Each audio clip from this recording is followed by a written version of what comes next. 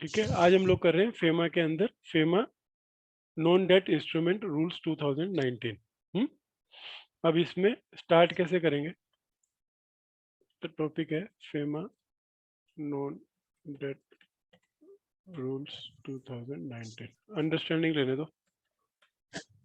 Yes आपके हिसाब से इस रूल में क्या लिखा हुआ है? सर, इसमें बेसिकली जो भी जैसे नॉन डेट रूल्स है उसको जब हम नॉन डेट क्या होता मतलब है सबसे पहले? सर जो मतलब डेट तो जो हमें डेट सबसे पहले इंस्ट्रूमेंट मालूम होना चाहिए, अंडरस्टैंडिंग हमें मालूम होना चाहिए मीनिंग क्या है। क्योंकि अभी नहीं यस पता, हमको एकदम क्लियर नहीं है what is meaning of non debt. Yes okay ठीक है, उसके अलावा आपके हिसाब से ये रूल क्या डील कर रहा होगा? सर जैसे प्राइसिंग गाइडलाइंस जो थी जब हम्म हम इधर उधर करेंगे हम्म तो वो मतलब जो रेस्ट्रिक्शंस या लिमिट्स होंगी पर से वो डिफाइंड होंगी नॉन डेट उसके हम्म, ऊपर। सो आई थिंक ये सारा कुछ होगा सर। ठीक है, तो अभी हमको मोटा मोटा भी इतना पता है। और हमारा यस ऑब्जेक्टिव कब खत्म होगा? जब हम यहाँ पे वो सब जब लिख सके कि इस रूल में क्या था, यस सर तभी हम बोलेंगे कि हाँ हमें नॉन डेट रूल्स मालूम है। तो ये हमारा अंडरस्टैंडिंग है और हमको इसको पता करना है। ठीक है, चलो शुरू करते हैं। कितने चैप्टर हैं इसमें? चैप्टर 1 2 3 4 5 6 7 8 9। 9 chapter, 5 schedules.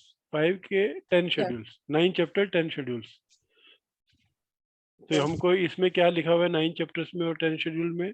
जब ये एनडीआई रूल्स हमारा खत्म होगा, हम टिप्स पे बोल पाए बिना ये रूल्स देखे, तो ये अपना ऑब्जेक्टिव है। ठीक है, चलो अब पढ़ दो फटाफट। पहले तो ये क्यों आया क्या आया वो पढ़ दो। okay okay sure.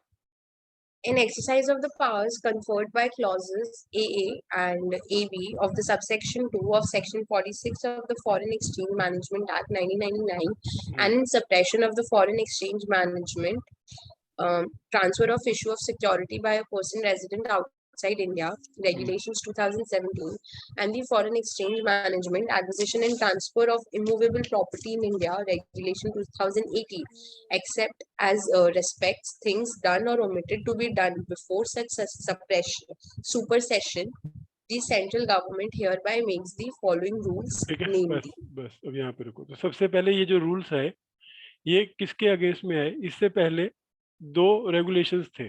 एक था FEMA, transfer of issue of security, किसके द्वारा? जो पर्सन आउटसाइड इंडिया रहता है, रेगुलेशन 2017। और secondly FEMA, acquisition and transfer of immovable property in India, regulation 2018। तो ये दो रेगुलेशन को मर्ज करके foreign exchange management non debt instrument rules 2019 आए हैं, राइट? Yeah, sure. तो अभी आपकी जो लिस्ट में अगर आपको याद हो, आपने ये acquisition and transfer of immovable property in India regulations भी डाउनलोड किए हुए हैं और लिस्ट में भी लिखा हुआ है। हाँ तो वो हटा देंगे। तो ये उस ओवरराइट हो चुके हैं, तब उसकी जगह ये फेमा एनडीआई रूल्स 2019 है। ओके ओके, चलो चैप्टर 1 क्या कह रहा है? चैप्टर 1 इसका शॉर्ट छोटी टाइटल छोटी एंड छोटी सी समरी ये बनाते हैं पहले कि इन सुपर सेशन ऑफ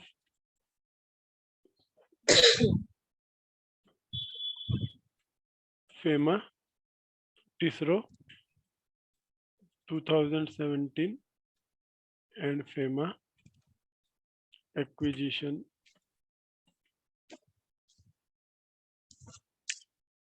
क्या हो गया मेरे को? सेशन ऑफ इमूवेबल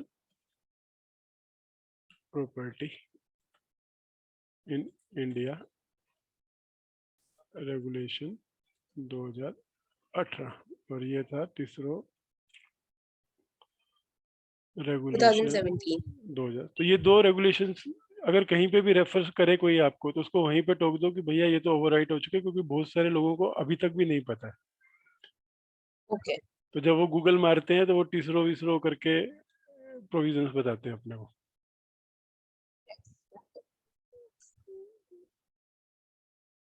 ओके, और तो ये हमारे रूल्स हैं जो in supersession of I, okay, and FEMA Yes. Acquisition of property regulation, done.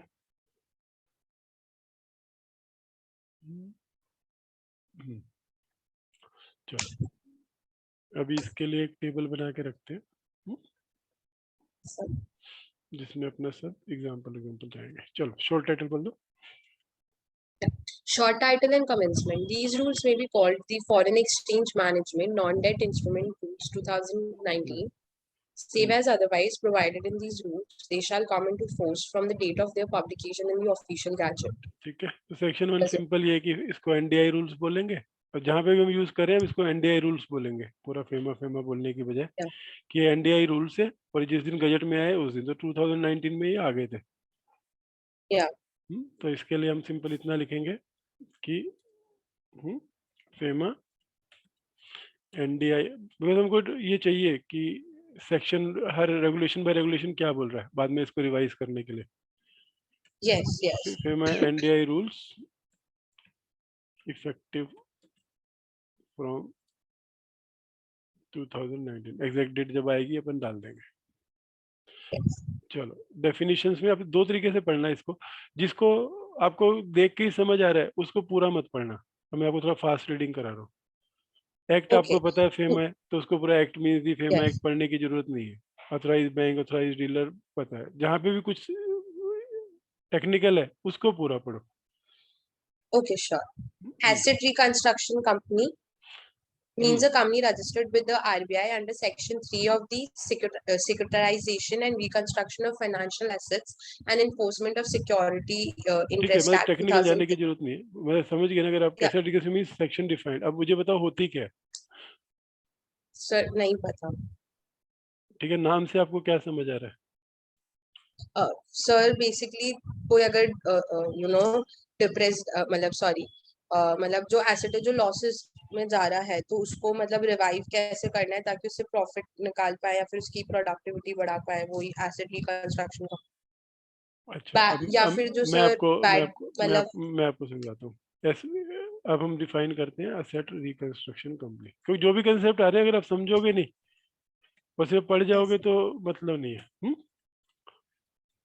एक बैंक था, ठीक है, एसबीआई था, उसने 100 करोड़ का लोन दिया राइट मूव को। राइट मूव लॉसेस में चली गई और उसने कर दिया डिफॉल्ट, राइट। यस कितने का डिफॉल्ट कर दिया, 100 करोड़ का। अब एसबीआई उसको जब केस करेगा, केस वेस करके रखे हैं, तो जब ऑर्डर आएगा तब उसको पैसा मिलेगा, और जो भी जितनी मिल पाएगा उतना ही मिलेगा, right. May be after 10-15 years yes of litigation तभी मिलेगा। अब उसकी जगह बैंक क्या बोलता है, भैया हमारा काम है लोगों को पैसा देना और ये करना, हम ये लिटिगेशन के चक्कर में नहीं पड़ सकते। तो वो क्या करते हैं कि जो 100 करोड़ का लोन है वो एक कंपनी है ABC एसेट रिकंस्ट्रक्शन कंपनी, इसको 20 करोड़ में बेच देते हैं उसको। अच्छा अब क्या हो गया, बैंक को 20 करोड़ रुपए मिला, उसने 80 करोड़ का लॉस ले लिया इसके ऊपर। ओके उसको लगा वैसे ही डूबने वाली है कंपनी, हमारा 1 रुपया भी रिसीव नहीं होगा, तो हम क्या करते हैं कि जो मिल रहा है वो लेके अब अपने बिजनेस में लगाते हैं, 20 का 50 हम कर देंगे over a period of 10 years. Okay तो अब एसेट रिकंस्ट्रक्शन कंपनी ने 20 करोड़ रुपए बैंक को दिए, और वो बैंक को इमीडिएटली नहीं देती, उसके बदले में रिसीट्स देती है कि जैसे जैसे Okay. रियलाइज होगा वैसे वैसे हम आपको पेमेंट करते रहेंगे, लेकिन अमाउंट फिक्स कर देती है कि 20 करोड़ रुपए फिक्स है। तो आपकी लैंग्वेज में क्या हो गया, बैंक अब इस कंपनी से फ्री हो गया। अब ये जो 20 करोड़ देने के बाद ये इसका हो गया एसेट रिकंस्ट्रक्शन कंपनी का क्रेडिटर और डेटर, यस क्योंकि बैंक को पैसा मिल गया। अब asset ABC asset reconstruction company की फेवर में वो सब सिक्योरिटी सब इसकी फेवर में साइन कर देगा बैंक, राइट मूव की। यस हम्म? यस तो यस अब इससे रिकवरी करने का काम किसका है, ABC एसेट रिकंस्ट्रक्शन कंपनी का। क्या सर सॉरी क्या अभी इससे पैसा जो रिकवर करना है, अब इसको मिनिमम 20 करोड़ तो रिकवर करना है ना, इससे अपने को लॉस में ना जाए। तो बैंक को ना नहीं, बैंक तो निकल गया 20 करोड़ रुपए नहीं, लेके। हाँ एबीसी का सर, वो एबीसी का लुकआउट टुवर्ड्स राइट हाँ, मूव। पर अभी इसको कितना निकालना है? सिर्फ 20 करोड़ रुपए निकालना है फॉर ब्रेक हाँ इवन। यस हाँ, तो अब ये क्या यस करेगी? अब ये राइट मूव के साथ बैठ के उनको ना ऑप्शंस देगी, क्या क्या बिजनेस चलाओ, ओके क्या आप हमारे साथ रिस्ट्रक्चरिंग करते हैं, अगर आप हमारा ये कर दोगे, अगर आप सब कुछ करोगे तो हम आपको इतनी छूट देंगे, ये देंगे। क्यों? क्योंकि इसको लीवे है। सौ यस 100 करोड़ के बीच में 80 करोड़ का लीवे है इसको। आइडल केस में यस अगर ये पूरा 100 करोड़ रुपए रिकवर कर पाए उससे, हम्म, यस तो इसको 80 करोड़ यस रुपए प्रॉफिट हो जाएगा। यस तो इसको इतना लीव है, तो ये क्या कहती है, ये इस कंपनी के पास जाएगी, कंपनी इसके पास आएगी, दोनों बात करेंगे और ये बोलेंगे कंपनी को, ठीक है तुम एक काम करो कि हम आपका आधा लोन माफ कर देंगे, लेकिन आप आधा हमको over a period of 10 years they दो। ओके तो कंपनी बोलती है, अरे बाप रे, मेरे तो 50 करोड़ बच गया, तो क्यों नहीं मैं करूं। या तो इस तरह से ये उस को जो पूरा डिफॉल्ट में जा रहा था उसको थोड़ी सी असिस्टेंस देके बिजनेस चलाती है, क्योंकि इनको पेशेंस है, अभी बैंक को नहीं है पेशेंस। ओके क्योंकि अब ये जो रिकंस्ट्रक्शन होना है या रिस्ट्रक्चरिंग होनी है, तो इनको बहुत सारी मीटिंग्स करनी पड़ेंगी, डिस्कशंस करनी पड़ेंगी, फिर जाके उतना वेट करना पड़ेगा कि वो कंपनी रिवाइव हो। यस तो ये क्या करती हैं कंपनियां? कंपनियां रिवाइव करने की कोशिश करती हैं। बैंक क्या करेगा? बैंक बोलेगा तुम कंपनी बंद करो, जो मिलता है दे दो और चले जाओ। यस तो इसलिए इसका नाम है asset reconstruction company. Okay sir तो यहाँ पे ये लोग लोन्स को रिस्ट्रक्चर करके कंपनी की एसेट्स को रिकंस्ट्रक्ट करने की कोशिश करते हैं, ताकि बिजनेस चले और उनका जो है उनको भी प्रॉफिट मिले और जो लोग हैं वो भी काम पे लगे रहे। ओके तो ये क्लियर है सर, रिकंस्ट्रक्शन कंपनी क्या होती है? यस और यस ये यस सार कौन सा एक्ट है उसमें? सिक्योरिटाइजेशन एक्ट जो है। तो ये यस सर सारफेसी बोलते हैं इसको। यस सर तो सारफेसी में रजिस्टर्ड होती है। टेक्निकल डेफिनेशन इसकी होगी सारफेसी में रजिस्टर्ड, कंसेप्ट ये है। यस सर ओके तो क्या होगी sir reconstruction company? Sir basically जो दूसरी कंपनी को मतलब रिस्ट्रक्चर, जो कंपनी लॉसेस में जा रही है और बैड लोन बाय बैंक करके, से बैंक को बैंक से, हाँ बैंक से, बैड लोन, हाँ बोलो। या सो बेसिकली जो मतलब बैड लोन डिक्लेयर मतलब हम्म, हो गया है बैंक से, तो उसको रिस्ट्रक्चर करेगी उसके लोन्स को एंड उसको रिवाइव करेगी, ताकि उससे अपने मतलब वो जो प्रॉफिट निकाल इनिशियल सकते, अमाउंट है वो रिकवर कर सके रिकवर और प्लस रिवाइव कर प्रॉफिट भी, सके। प्रॉफिट भी। अभी कैसे है, सपोज अभी इसने उनको ये ऑप्शन दी कि हम आप रिस्ट्रक्चर कर देंगे, आप हमको अपनी इक्विटी में 10% देना, और कल को कंपनी यस रिवाइव होगी तो 10 रुपए का शेयर 100 रुपए हो जाएगा, तो जितना इन्होंने 100 करोड़ का 150 करोड़ रुपए भी कमा लेंगे लोग। ओके सर ओके तो अगर आप अभी सर्च मारोगे तो इसमें बहुत सारी कंपनी है, एडलवाइज इलेक्ट्रिक कंस्ट्रक्शन, बहुत सारी कंपनीज है जो इस काम में ओके लगी हुई है। तो उनका यही काम है, जो बैंक के बैड ओके लोन्स होते हैं वो चेक करते हैं कि पहले कंपनी में जान है कि नहीं। ओके मतलब अगर कंपनी में जान है, मैनेजमेंट अच्छी है, तो वो ऐसे लोन बाय आउट करके फिर मैनेजमेंट के साथ मिलके कंपनी रिवाइव करते हैं और अपना प्रॉफिट बनाते हैं। ओके सर तो ओके उनको बोलते हैं एसेट रिकंस्ट्रक्शन कंपनी। चलो आगे, अथराइज बैंक। पता है सर, तो फेमा हम्म, डिपॉजिट रेगुलेशंस में डिफाइंड है। अथराइज डीलर, ऑथराइज्ड डीलर पता है। फिर convertible note. Convertible loan hmm, means an instrument issued by a started company acknowledging receipt of money initially as debt, repayable at the option of the holder, or which is convertible into such number of equity shares of that company within a period not exceeding 5 years from the date of issue of convertible note, upon occurrence of specified events as per other terms and conditions agreed and indicated in the instrument. क्या summary में समझाता हूँ। Private private company other than director relative किसी से loan नहीं ले सकती, कि ले सकती है? सर आपका आवाज नहीं आ रहा है। Hello. Hmm, yes sir. Hmm. Private company, private company other than director या रिलेटिव से लोन नहीं ले सकती? यस सर, वो रिलेटेड पार्टी नहीं नहीं, ट्रांजैक्शंस, रिलेटेड यस नहीं है, सर। उनकी डेफिनेशन में यही है हाँ यस सर कि प्राइवेट कंपनियां नहीं ले सकती, और स्टार्टअप जो होती है वो प्राइवेट कंपनीज होती हैं। यस सर अब उनको फंडिंग तो चाहिए, तो यस सर उसके लिए उन्होंने एक इंस्ट्रूमेंट लाया जिसमें ये बोला कि ये लोन की टाइप का इंस्ट्रूमेंट है। हम्म, जहाँ पे सामने वाला जो पर्सन आपको इन्वेस्ट कर रहा है उसके पास ये ऑप्शन है कि वो अभी 5 साल लिखा है, अभी वो पीरियड 10 ईयर्स हो गया। 10 ईयर्स के अंदर या तो वो अगर उसको कंपनी में लगा कि भविष्य है तो इक्विटी में कन्वर्ट करे, नहीं तो उसको 10 साल में पैसा वापस कर दो। Okay. अब इस कंटेक्स्ट में ये डेफिनेशन पढ़ो कि देखो यही कह रहा है क्या। Okay. Means an instrument issued by a startup company acknowledging receipt of money initially as debt, repayable at the option of the holder, or which is convertible into such number of equity shares of that company within a period not exceeding 5 years from the date of issue of convertible note upon occurrence of specified events as per the terms and conditions agreed and indicated in the instrument. ठीक है, Yes, sir. तो अब इसको अगर हम कुछ Yes. Small उसमें define करना हो, तो कन्वर्टिबल नोट्स,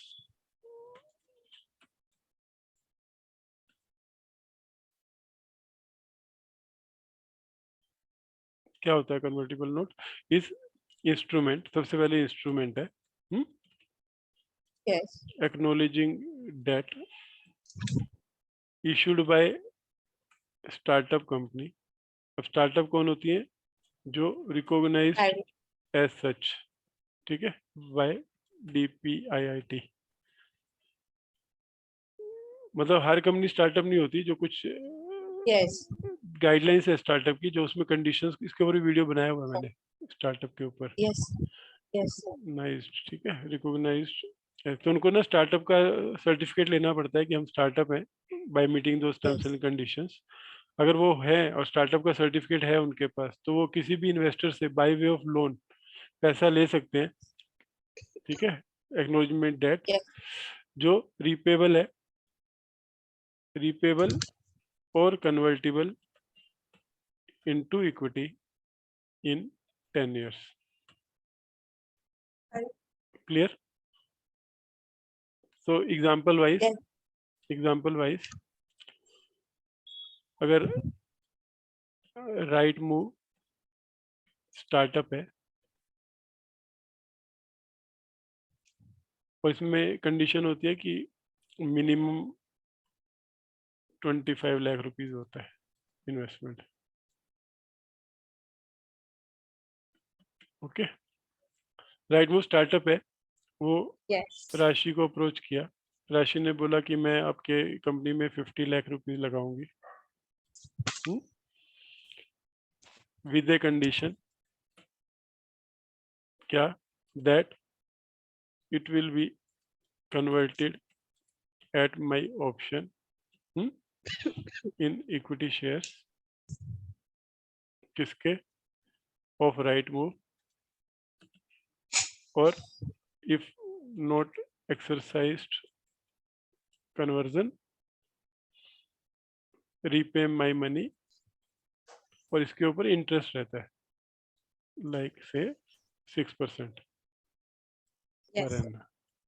तो उनको क्या हो गया, अभी 10 साल तक एश्योर्ड इनकम है, कंपनी चाहे प्रॉफिट Yes. में जाए या लॉस में जाए, और कंपनी अगर प्रॉफिटेबल हो गई, सपोज कल को पेटीएम बन गई, तो वो उसके इक्विटी पोर्शन में कन्वर्ट कर लेंगे। Yes, sir. तो ये कन्वर्टिबल नोट है, कंसेप्ट समझे? Yes, sir. ठीक है, कोई चीज नहीं क्लियर हो तो बोलना साथ में, नहीं सर, क्लियर है अभी। ठीक है। ये इसका एग्जाम्पल है। ये था कन्वर्टिबल नोट, ये है asset reconstruction company. Asset reconstruction company clear है? Yes sir. वो मेरा क्या बोलना है, देखो स्टैट्यूटरी डेफिनेशन कोई भी नहीं पूछता आपसे क्लाइंट कि बताओ मेरे को कि डेफिनेशन क्या है sir, as defined in section 6, उसको इससे सर मतलब। सर हाँ, सर आपका आवाज है। हेलो। क्या इसको आवाज जाती है बीच में? अभी आ रही है? Yes yes yes yes. ठीक है, तो कोई भी ये नहीं पूछता कि company means company as defined in section 6, they will ask कि what is the meaning, what is the concept. What is the तो मीनिंग? अपने को यस कांसेप्ट पता होने चाहिए। तो अभी यस तक हम लोगों ने क्या चीज देखी कि फेमा रूल है, एनडीआई रूल है जो इफेक्टिव है 19 से, और एसेट रिकंस्ट्रक्शन कंपनी की इंपॉर्टेंट डेफिनेशन थी, और कन्वर्टिबल नोट की इंपॉर्टेंट डेफिनेशन थी। उसके बाद यस कौन सी डेफिनेशन आई? Debt instruments, Debt instrument means all instruments other than non-debt instruments defined in clause AI of this rule. ठीक है, तो एआई में ठीक है। देखेंगे कि क्या है। Depository Yes. रिसीप्ट क्या होती है? Depository receipt means a foreign currency denominated instrument, whether listed on an international exchange or not, issued by a foreign depository in a permissible jurisdiction on back of eligible securities issued or transferred to that foreign depository and deposited with domestic custodian, and includes global depository receipts as defined in the Companies Act 2013. अब समझा दो अगर मेरे को समझ गई हो तो। नहीं सर, नहीं हाँ समझ, इतना ही सर, इतना क्लियरली नहीं समझे। चलो अभी 2 मिनट में समझाऊंगी क्या चीज है। यस। एडीआर जीडीआर के बारे में सुना? हाँ नहीं, डिपॉजिटरी रिसीट, ठीक है। इक्विटी शेयर्स के बारे में सुना? हाँ सर, ये सुना है। ठीक है, ये इक्विटी शेयर्स आप इंडिया में इशू करते हो। Yes sir. अब आपको इससे आपको इंडियन करेंसी में करेंसी में पैसा मिलता है जब आप इशू करते हो। यस। अब आपको अगर out of India foreign currency में पैसा इशू करना है यस। तो ये इक्विटी शेयर्स तो नहीं चलेंगे क्योंकि इंडिया में रिकॉग्नाइज्ड है, इसकी ट्रेडिंग तो इंडिया में ही होती है। इंडिया के यस सर। इक्विटी शेयर्स को इंडिया स्टॉक एक्सचेंज ही मानेगी ना, बाहर के लोग नहीं मानेंगे। यस यस तो यस। कंपनी क्या करेगी, इशू करेगी, सपोज 1000 इक्विटी शेयर्स इशू किए, जो लिस्ट होते हैं, और यहाँ पे डोमेस्टिक बैंक को, मैं इजी वर्ड यूज कर रहा हूँ, डोमेस्टिक बैंक को डिपॉजिट कर दिया उसने, उनके पास दे दिए कि हमारे 1000 इक्विटी शेयर आप रख लो, ठीक है। अब डोमेस्टिक बैंक ने रखा और उसने क्या किया, किसके बिहाफ पे रखा, on behalf of foreign bank custodian ने, या उसके लिए मैं ये वर्ड यूज कर रहा हूँ फॉरेन बैंक, ठीक है, जस्ट फॉर समझाने के लिए। Okay sir. और फॉरेन बैंक ने क्या किया, उसके बदले में receipts they the okay. Of, like अब डॉलर का रेट अगर सपोज इसके एग्जांपल के लिए मैं समझूं 100 रुपीज है, तो 10 रिसीट्स दे दी। अगर ये 10 रुपए के इक्विटी शेयर थे तो टोटल कितनी वैल्यू के शेयर हो गए, 10,000 रुपए के। आपने 10,000 रुपए डोमेस्टिक बैंक में जमा कराए। अब ये जो डोमेस्टिक बैंक है वो एजेंट है फॉरेन बैंक का। ये डोमेस्टिक बैंक हाँ। फॉरेन बैंक को बोलता है कि हाँ मेरे पास 10,000 रुपए के शेयर्स जमा है, जो कभी भी चाहिए तो मैं बेच के आपको उसका पैसा दे सकता हूँ। तो फॉरेन बैंक क्या करता है, इस सिक्योरिटी के बेस पे यूएस डॉलर के 100 रिसीट्स इशू कर देता है ऑफ USD 1 each, राइट। सो अब ये जो 100,000 इक्विटी शेयर्स थे, अब ये डॉलर डिनोमिनेटेड इंस्ट्रूमेंट बन गया। यस। हेलो। इसकी भी वैल्यू 10,000 है और इसकी भी वैल्यू 10,000 रुपए, अगर ये 100 रुपीज का कन्वर्जन रेट है तो। अब ये जो रिसीट है, क्योंकि ये लोकल बैंक इशू कर रहा है फॉरेन का, इसके ऊपर फॉरेनर ट्रस्ट करेंगे। यस। सो वो ये बाय करेंगे। सो जो फॉरेनर्स हैं they will buy these 100 receipts, right, and will give to foreign bank 10,000 $100 दे देगी आपको USD, जो ये वापिस इंडियन पार्टी को रिमिट कर देगी। तो इंडियन पार्टी को अभी फॉरेन के इन्वेस्टर से 10,000 रुपीज मिल गए। तो ये जो कंसेप्ट है इसको डिपॉजिटरी रिसीट का कंसेप्ट कहते हैं। जब ये अमेरिका में किया जाता है तो इसको ADR बोलते हैं। ADR का full form American depository receipt.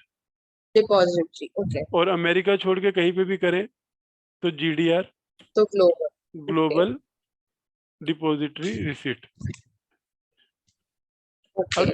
अभी चलते कैसे, सपोज आज इंडियन करेंसी का रेट डबल हो जाए इंडियन इक्विटी का मार्केट में, जो आपने शुरू में दिया Yes. था 100 रुपए का, आज उसका 200 रुपए रेट हो गया, राइट?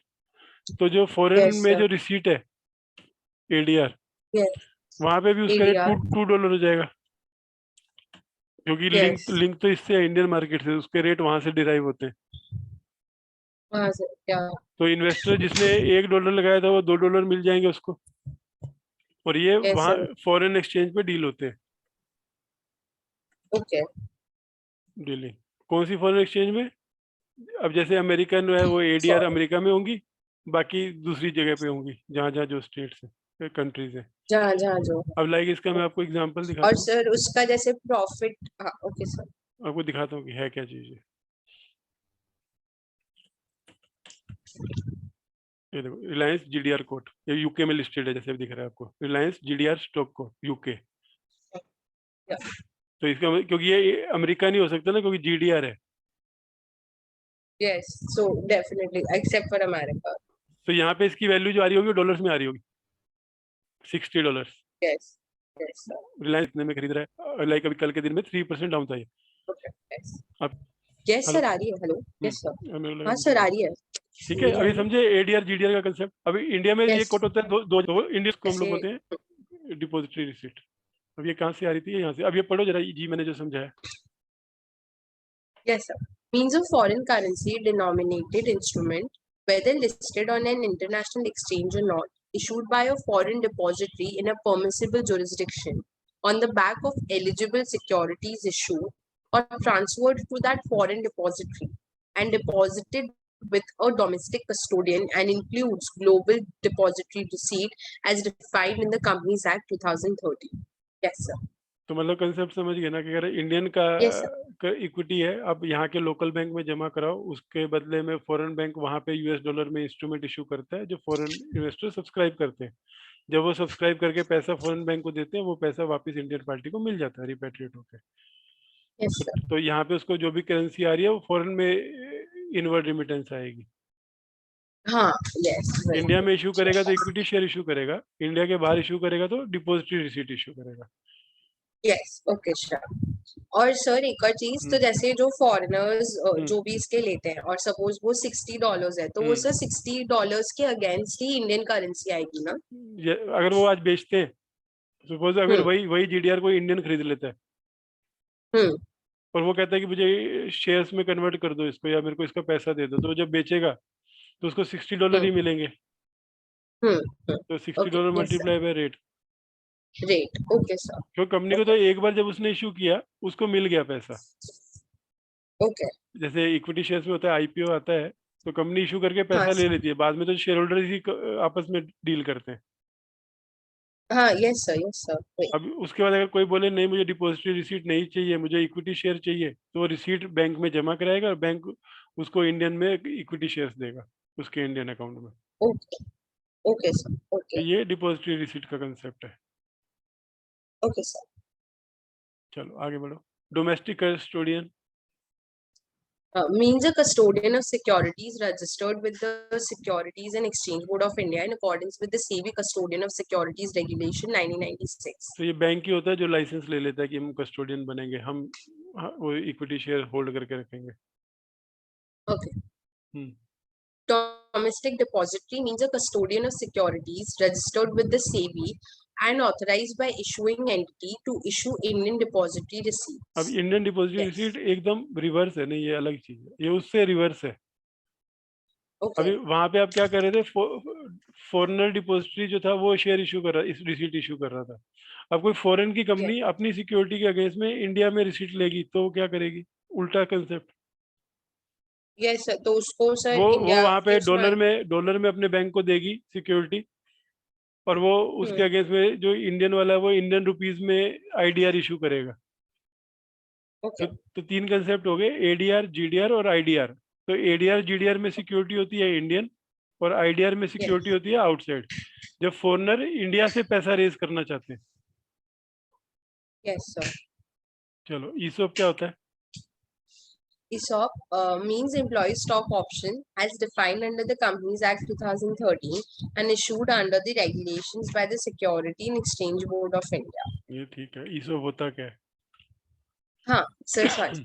So, sir, yeah. बोलिए। So basically employees को कभी कभी appreciate करने के लिए और उनको ज्यादा टाइम कंपनी में रिटेन करने के लिए कंपनी उन्हें ऐसे अलग अलग वेरियस टाइप्स ऑफ एम्प्लॉयज मतलब ऐसे इशू करती है जहाँ पे उनके पास ऑप्शंस होते हैं कि within like 1 year 2 year वो ये रिडीम कर सकते हैं और सर्टेन बेनिफिट्स ऑफ कंपनी को अवेल कर सकते हैं, जिसमें उनको शेयर्स अवेलेबल मतलब as per different types of employee stock option किसी किसी को शेयर्स मिलेंगे और या फिर they might get certain amount, so basically at the option of the चलो employees. अभी आप क्या हो गया, ईसोप, ESPS, SAR सब मिक्स हो गए, Okay.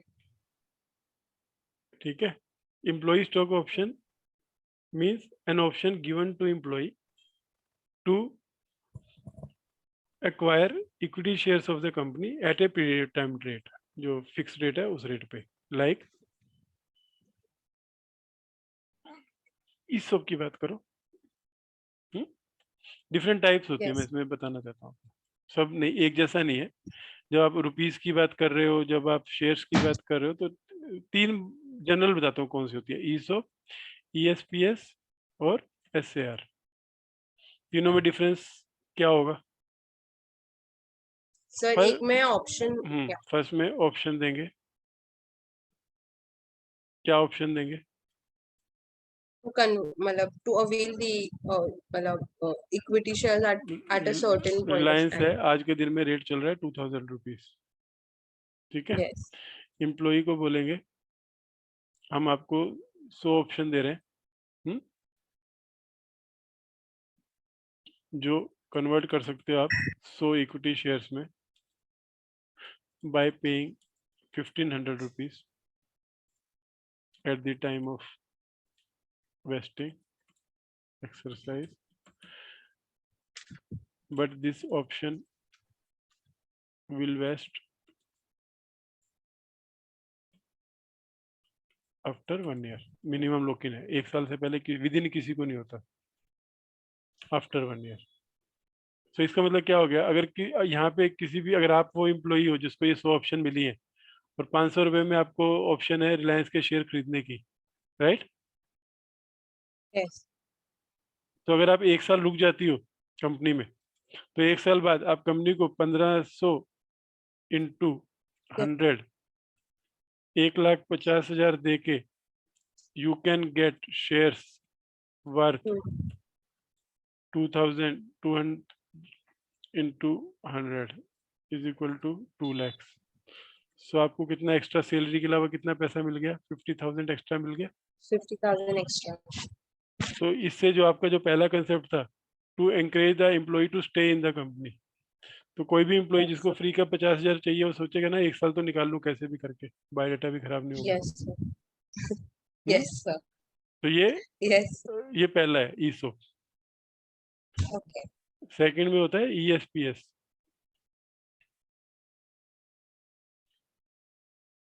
Employees stock purchase होता है ना स्कीम, राइट? ठीक है, यहाँ पे एम्प्लॉय को ऑप्शन ना देके 100 शेयर्स ही दे देते हैं, हाँ कि इतने 100 शेयर्स दे देते हैं एट 1500 रुपीज अप फ्रंट।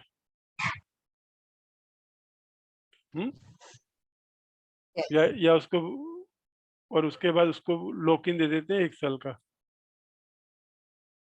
कि 1 साल तक टाइम आप के बाद। बेच नहीं सकते 1 साल तक। Okay. तो यही आदमी अपफ्रंट पैसा दे के आप इसको शेयर्स दे दिए और 1 साल बाद वो रियलाइज करेगा। Yes, sir. Shares worth 2000 into 100, तो 1 साल बाद तो इसको भी उतना ही है। लेकिन इस केस में क्या हो रहा है, कंपनी के शेयर्स इमीडिएटली इशू हो रहे हैं, उस केस में नहीं इशू हो रहे। Yes, sir. Yes, sir. समझे क्या? वो जैसे ही दिए शेयर होल्डर तो बन गया वो एम्प्लॉय इमीडिएटली डे 1 से, बट वो क्या लेकिन बेच नहीं पाएगा 1 साल तक, क्योंकि लॉ में लिखा है मिनिमम 1 ईयर आपको रखना पड़ता है। तो और ESOP में ऐसा नहीं है। ESOP में जिस दिन वो एक्सरसाइज करेगा तभी होगा। अब सपोज भगवान ना तभी करे कल को रेट गिर गया, Yes, sir. और 2000 की जगह 200 रुपये हो गया, तो इसको तो लॉस हो ही गया ना हर हालत में। हाँ सर, वही चाहे ऊपर वाला ये बोलेगा मैं risky लेता है। ही नहीं, I will not take it, Yes, sir. क्योंकि ऑप्शन है, ऑप्शन तो कंपल्शन नहीं होती। Yes, sir. और इसी का एक वर्ड है एसएआर, स्टॉक एप्रिसिएशन राइट, जो आपने लास्ट बोला कि कैश में सेटल करते हैं। अब आपको समझ आ रहा है करंट रेट 2000 रुपये। सो Yes, इम्प्लॉय को yes. आपने 100 ऑप्शंस दी, ये बोलते हुए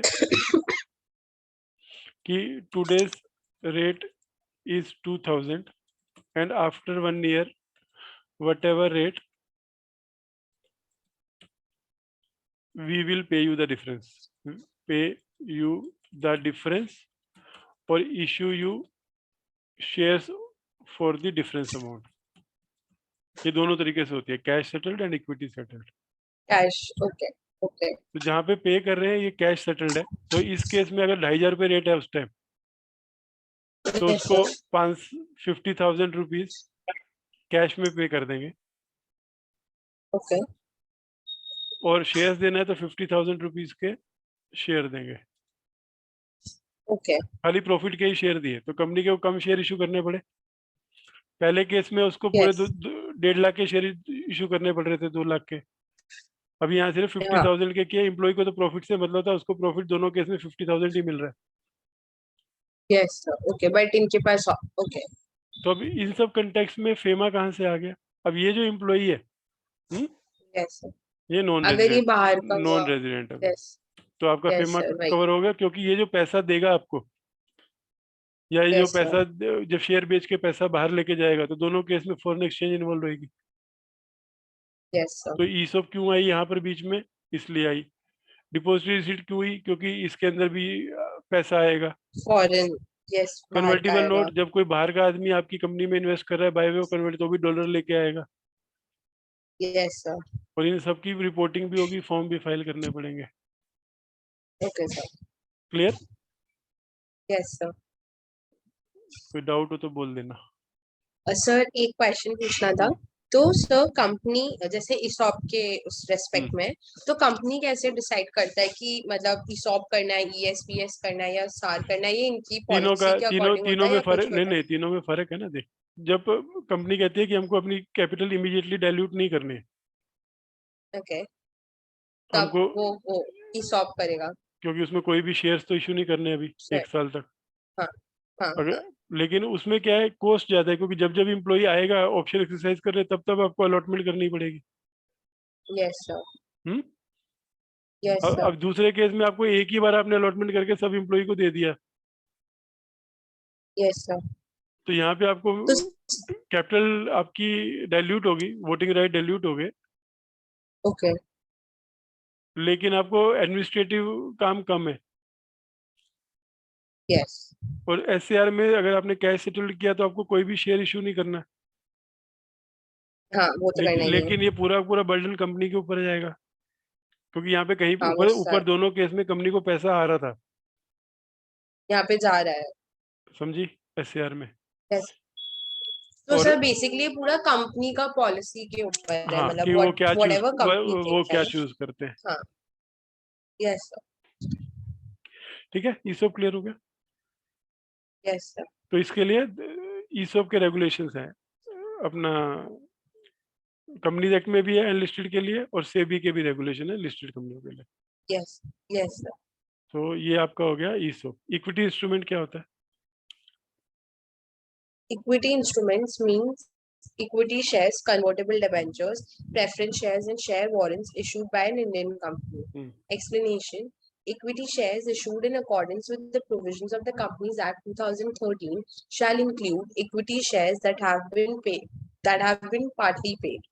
Convertible debentures means fully compulsory and mandatory convertible debentures. Preference shares means fully compulsorily and mandatorily convertible preference shares. Share warrants are those issued by an Indian company in accordance with the regulations by the SEBI. Equity instruments can contain an opportunity clause subject to a minimum lock-in period of 1 year or is prescribed for the specific sector which is higher but without any option or right to exit an assured price. Okay, अब Partly, yeah. नहीं, यहीं पे समझो पहले। Equity shares आप समझती हो, equity shares क्या होते हैं? Yes, sir. Yes, sir. Debentures, Yes, sir. समझते हैं. अब डिबेंचर में उसमें अगर देखो तो उससे क्या कवर हटा दिया, ऑप्शनली कन्वर्टिबल डिबेंचर हटा दिए, हाँ, sir. ठीक है। Convertible means fully compulsory and mandatory, तो और mandatory convert partly convertible debenture equity हटा इंस्ट्रूमेंट दिया की है. डेफिनेशन में नहीं डाला उसमें। नहीं डाला. Yes, sir. ऑप्शनली कन्वर्टिबल नहीं डाला। Yes, sir. नहीं डाला. ये आपको क्वेश्चंस आएंगे क्लाइंट से, can we issue Okay, optionally sir. Convertible debenture, can we issue optionally convertible preference share. Okay, sir. अब यही सब है वो जो नहीं कर क्वेश्चन आपके सकते. मैट्रिक्स के पॉइंट ऑफ व्यू से, ये वो क्वेश्चंस है कि कौन से इंस्ट्रूमेंट इक्विटी माने जाएंगे। Okay, sir. तो सबसे पहले इक्विटी शेयर को उसने एक्सप्लेन क्या किया, जो कंपनी एक्ट के साथ इशू किए, और उसमें बोला पार्टली पेड भी कवर्ड है। Yes, sir. तो इक्विटी शेयर फुल्ली पेड या पार्टली पेड दोनों है, वो इक्विटी इंस्ट्रूमेंट ही कहलाएंगे। Okay, sir. डिवेंचर में उसने बोला केवल वही कन्वर्टिबल डिवेंचर मींस जो तो फुल्ली fully. कंपलसरी और मैंडेटली कन्वर्टिबल हो, ऑप्शनल नहीं है कहीं पर भी, और पार्टली एक्सक्लूडेड है। हाँ, sir. सेम प्रेफरेंस शेयर में Yes, भी sir. यही कंसेप्ट है, फुल्ली Yes, कंपलसरी या sir. मैंडेटली, तो पार्टली कन्वर्टिबल हट गए, ऑप्शनली हट गए। अगर ये है तो वो इक्विटी शेयर नहीं है, वो डेट माना जाएगा, उस पर डेट रेगुलेशन लगेगी। Yes, sir. Okay. ये इस कंटेक्स्ट में ना, क्योंकि आप नॉन डेट इंस्ट्रूमेंट पढ़ रही हो। अगर कोई चीज Yes, sir. शेयर वारंट क्या होता है? Yes.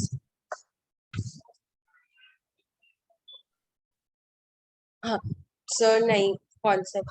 नहीं पता ना, ये ईसोप का वर्जन है जहाँ पे एम्प्लॉय की जगह आउटसाइड पर्सन है। अब समझा दो क्या होता है। Okay, ईसोप sir. ईसोप तो का वर्जन है जहाँ पे एम्प्लॉय की जगह आउटसाइड पर्सन है। एम्प्लॉय की जगह आउटसाइड. ओके सर, तो बेसिकली मतलब कोई आउटसाइड पर्सन है, उसने हम्म, कंपनी में मतलब इन्वेस्ट कर रहा है, ठीक है, तो हम उसको मतलब बाय वे ऑफ शेयर्स, तो हम उसे एक वारंट कर देंगे कि तुमने मतलब और मतलब या फिर वो एक आफ्टर अ पर्टिकुलर डेट मतलब रियलाइजेबल होगा, या फिर वो अलॉट करेंगे तो उसको उस रेस्पेक्ट में नहीं शेयर नहीं, वारंट अभी इशू कर देंगे. मैंने बोला ईसोप है ये, लेकिन आउटसाइड पर्सन को है। तो पहली लाइन को ओके पढ़ो और नॉन रेजिडेंट एम्प्लॉय की जगह इन्वेस्टर पढ़ो। सर. हाँ. ओके. इन्वेस्टर. सर यहाँ पे ना ये ऑप्शन वाली जगह पर हाँ, ना, पहला वाला। या investor is given 100 options option to की वारंट हो convert. गया, हाँ। हाँ, 100 sorry, 100 warrants to convert 100 equity shares by paying 15,000 at the time of exercise. But this warrant will vest after 1 year. That is the तो total value यही will concept be हुआ ना। 1.5. इसका मतलब क्या हो गया, Yes. वारंट में क्या हो रहा है, हम इक्विटी शेयर ना इशू करके हम उसको ऑप्शन दे रहे हैं Okay. कि आप एक फ्यूचर टाइम में आज के रेट पे हमारी कंपनी के इक्विटी शेयर सब्सक्राइब कर सकते हो, Okay. ठीक है। और उसके लिए अभी Okay. लॉ में जो सेबी के रूल्स है कि मिनिमम 25% पैसा उसको अपफ्रंट देना पड़ता है। Okay. और ये ऑप्शन केवल 18 मंथ्स के लिए वैलिड रहती है। Okay. दैट मीन्स 18 मंथ्स में उसको बैलेंस 75% पैसा दे के इक्विटी शेयर्स में लेना है, और अगर नहीं लेता तो 25% फॉरफिट हो जाएगा। Okay. तो अगर आपको कंपनी का भरोसा नहीं, आप पूरा रिस्क नहीं लेना चाहते, तो आप क्या कहोगे कि मैं अभी Yes. 25% ही डालता हूँ, 18 महीने देखूंगा, अगर कंपनी अच्छी बनी तो बाकी पैसा डालूंगा, नहीं तो मेरा लॉस। Okay. Okay. और तब तक उसके पास इसी रिस्पेक्ट में शेयर वारंट होता है कि हाँ, कि उसने वो उसको राइट है 25%. कि वो कभी भी आज के रेट पे, अगर सपोज पेटीएम थी, 500 का शेयर 2000 रुपये हो गया, अब उस इन्वेस्टर को Yes. 500 रुपये पे वारंट दिया हुआ था, तो इवन इफ प्राइस 2000 रुपये है, वो 500 रुपये पे वो शेयर्स ले सकता है, उसको वारंट कहते हैं, शेयर वारंट बोलते हैं। Okay, और ये sir. सेबी के रेगुलेशंस में आता Okay, sir. है कि छोटा छोटा मोटा मोटा clear. Yes, sir. Clear. CS वाला रहेगा वो 1 मिनट में समझ जाएगा, क्योंकि वो डे इन डे आउट है। अब लीगल चीजें फटाफट समझ जाओगी। Yes. हाँ, तो अभी ये फर्स्ट को एक बार पढ़ दो क्या कह रहा है, तब आपको समझ आएगा। Equity shares issued in accordance with the provisions of the Companies Act shall include equity shares that have been partly paid. Convertible debenture means fully compulsorily and mandatory convertible debentures. Preference shares means fully, compulsorily and mandatorily convertible preference shares. Share warrants are those issued by an Indian company in accordance with the regulations by the SEBI. Equity instruments can contain an optionality clause subject to a minimum lock-in period of 1 year or as prescribed for the specific sector, whichever is higher, but without any option or right to exit at an assured price. ठीक है, अब इसको हम लिख लेते हैं जरा समझने के लिए। Yes. अगला कंसेप्ट है आपका equity share, equity instruments. Yes. 3 category डाल दी उसने, क्या? Equity shares, Yes. Convertible debentures और preference shares, right? Preference shares, फिर डाल दिया वारंट्स।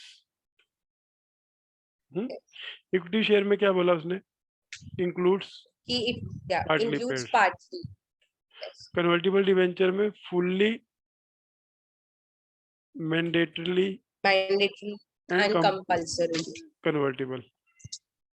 Yes. और इसका मतलब एक्सक्लूड्स पार्टली and optionally. तो इसको छोटे में लिखते हैं, ऐसे लिखते हैं इसको, PCD partly convertible and OCD, Yes. Right? और प्रेफरेंस Yes, शेयर में जो यहाँ लिखा है वही है, सेम कंसेप्ट, वही है। Yes. Fully, mandatory and compulsory. That means excludes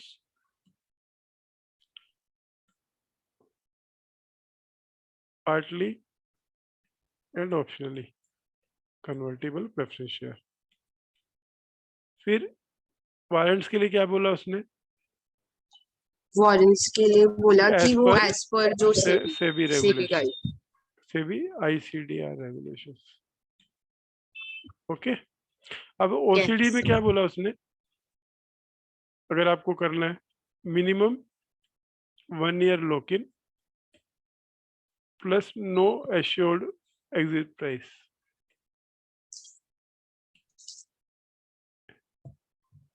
क्या आप ये नहीं बोल सकते कि हम एग्जैक्टली इतने रुपए पे हम आपको इश्यू करेंगे? अगर आप किसी को ऑप्शन देनी है तो अभी वो इक्विटी माना जाएगा अगर आपने उसमें एश्योर्ड एग्जिट प्राइस नहीं दिया और मिनिमम 1 साल का लॉक इन दिया। Okay sir. तो डेट क्या माना जाएगा कि ऑप्शनली कन्वर्टिबल है, 1 साल से लॉक इन या तो है ही नहीं या 1 साल से कम का लॉक इन है, या उसमें उसने एश्योर्ड प्राइस दिया है कि अगर आप जल्दी भी आप करना चाहोगे तो हम आपको इतना पैसा देंगे। ओके। तो ये सब कैटेगरीज जो हैं यस सर। ये इक्विटी इंस्ट्रूमेंट माने जाएंगे। Yes sir. क्लियर? हम डेफिनेशन Yes. देख रहे हैं कि इक्विटी इंस्ट्रूमेंट होता क्या है। जनरली इक्विटी इंस्ट्रूमेंट को हम लोग सिर्फ इक्विटी शेयर ही समझते हैं नॉर्मल भाषा में। Yes sir. Yes sir. तो फेमा के पॉइंट ऑफ व्यू से इक्विटी इंस्ट्रूमेंट में कन्वर्टिबल डिबेंचर भी इंक्लूड है, कन्वर्टिबल प्रेफरेंस शेयर भी इंक्लूड है, Yes, और sir. वारंट्स भी इंक्लूड है। ओके, उसके बाद पार्टली पेड क्या है? Partly paid shares that have been issued to a person resident outside India shall be fully called up within 12 months of such issue or as may be specified by the RBI from time to time. 25% of the total consideration amount, including share premium, if any, shall be received upfront. और नीचे वाला share warrant? In case of share warrants, at least 25% of the consideration shall be received upfront and the balance amount within 18 months of the issuance of share warrants. वही जो मैंने आपको समझाया था, ठीक है? Yes, इसका sir. मतलब क्या हो गया? पार्टली पेड की क्या कंडीशन है? ये सब कंडीशन आपको ध्यान रखनी है क्योंकि ये असाइनमेंट से लिंक्ड है। Yes, sir. Okay. कि क्या हम पार्टली पेड इशू कर सकते हैं? यस यू कैन इशू, लेकिन minimum 25% you have to receive upfront and balance in 12 months. यही है रूल. Yes, sir. और वारंट के लिए वारंट के लिए अपफ्रंट है 25% एंड वो 18 मंथ्स तक कर सकते हैं बैलेंस. हाँ. और इन दोनों में क्योंकि आपका पार्टली का कंसेप्ट ही नहीं है, क्योंकि दोनों में फुल्ली लिखा हुआ है, तो यहाँ पे कोई फुली, बैलेंस इसीलिए नहीं. उसमें ऐसा कोई. यस. तो अभी एक सांस में भी बता दो इक्विटी इंस्ट्रूमेंट क्या होता है. बेसिकली इक्विटी इंस्ट्रूमेंट इंक्लूड करता है equity shares, convertible debentures, preference shares और शेयर वॉरेंट्स. इक्विटी शेयर्स में वो बोलता है कि हम पार्टली पेड इक्विटी शेयर्स भी लेते हैं एंड वो हम इशू कर सकते हैं, बट उसमें होगा कि हमें मिनिमम 25% upfront receive करना पड़ेगा, balance amount within 12 months. Convertible debentures में they say that fully, mandatorily and compulsorily convertible debentures are included as per the equity instruments. और वो preference shares में भी यही बोलते हैं कि जो fully, mandatorily और compulsorily included है, मतलब preference shares है वो included है. And share warrants में वो बोलते हैं कि वो SEBI guidelines के as per issue हो सकता है, but उसमें उन्होंने एक requirement डाल दी कि 25% का जो amount है वो अपफ्रंट होगा और बैलेंस अमाउंट जो भी होगा वो आप विद इन 18 मंथ्स पे कर सकते हो. हाँ. और वारंट कैसे समझने का, वो इन्वेस्टरों की स्टॉक ऑप्शन है. यस. ओके. यस. ईसॉप एम्प्लॉइयों की स्टॉक ऑप्शन है और वारंट इन्वेस्टर की स्टॉक ऑप्शन है. यस. क्लियर यहाँ तक? अभी तक जो हमने पढ़ा, डिपॉजिटरी रिसीट क्लियर. यस हाँ. सर. बारह पूरे भूल नहीं जाएगी, आगे चलेंगे और पीछे भूल गए, ऐसा नहीं होना चाहिए. नहीं सर, नहीं भूला है. हाँ. याद है सर. चलो आगे बढ़ो. एस्क्रो अकाउंट क्या होता है? Escrow account means an escrow account maintained in accordance with Foreign Exchange Management Deposit Regulations 2016. Legal जहाँ एस्क्रो क्या तक होता है? हाँ. सर एस्क्रो को जहाँ तक मैं ऐसे समझ पा रही हूँ यही होगा कि मतलब एक अकाउंट जो मेंटेन होगा ऑथराइज्ड पर्सन, ऑथराइज्ड डीलर के साथ, जिसमें हम मतलब जो ये इक्विटी इंस्ट्रूमेंट्स में एस्क्रो जो होता क्या है? फॉरेन जनरल बताओ, वो सब टेक्निकल में मत जाओ. एस्क्रो क्या होता है? आपकी ट्रांजैक्शन के कंटेक्स्ट में यूज होता है लीगल में. we will keep the money in escrow account. Sir ये जो उसके लिए अभी समझो, मैं समझाता हूँ. अभी आप और मैं मिले सर नहीं. मतलब हाँ बोलो. हाँ बोलो. सर मतलब ये वही होगा जहाँ पे भी मतलब वो थर्ड पार्टी का जो अमाउंट है वो ट्रांसफर होगा सर.